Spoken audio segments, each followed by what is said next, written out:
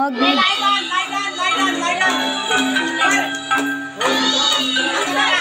अभी तो रुको, क्लाइमैक्स अभी बाकी है।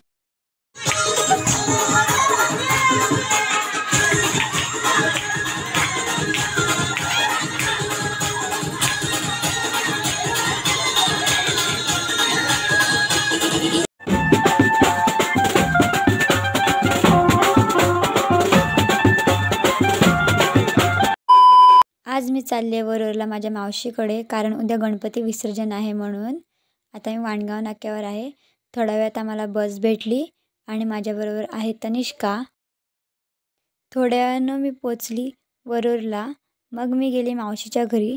तिकडे गेल्यावर सर्वजण बसलेले होते आणि श्रवण हा आंघोळ न करता फोनवर गेम खेळत बसलेला होता. मग मी गेले गणपती बाप्पाचे दर्शन घ्यायला.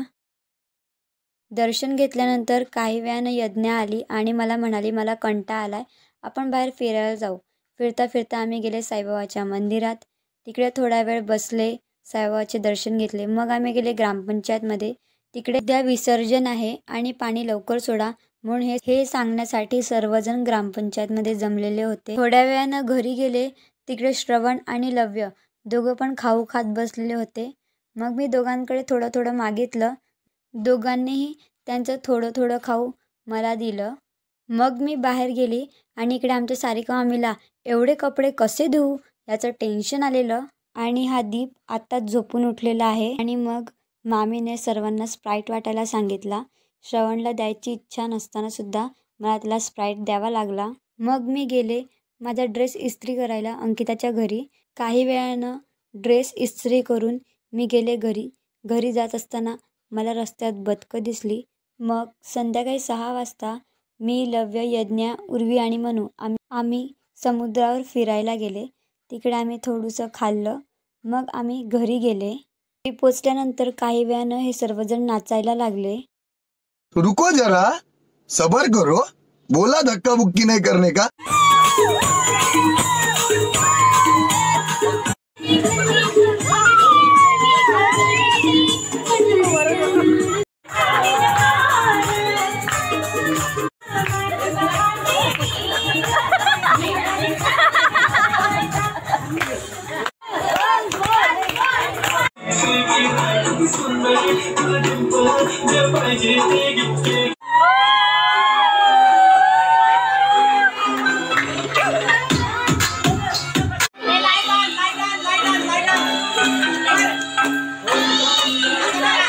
अभी तो रुको, क्लाइमैक्स अभी बाकी है।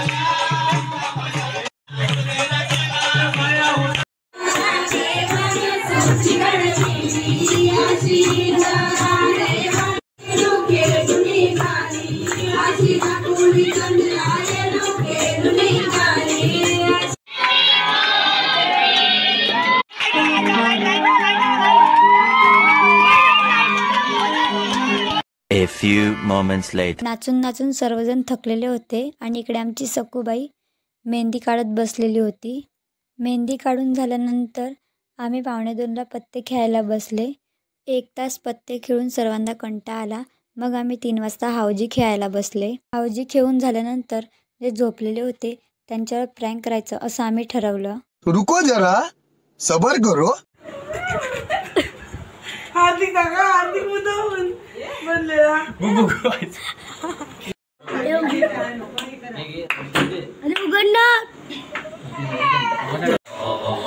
आणि इकडे दीपला भूक लागली म्हणून तो ताटात भेळ घेऊन खायला लागलाय. आज विसर्जन आहे आणि इकडे जोरदार पाऊस पडायला लागलाय. मग दुपारी आम्ही प्रसाद करायला घेतला. प्रसादासाठी सामान कमी पडत होतं म्हणून आम्ही दुकानात गेले सर्व सामान घ्यायला. काही वेळानं सामान घेऊन आम्ही घरी गेले. बाजूला जेवणाची तयारी आणि प्रसाद बनवणं चालू होतं. काही वेळानंतर आम्ही सर्व तयारी करायला गेले. 2 hours later.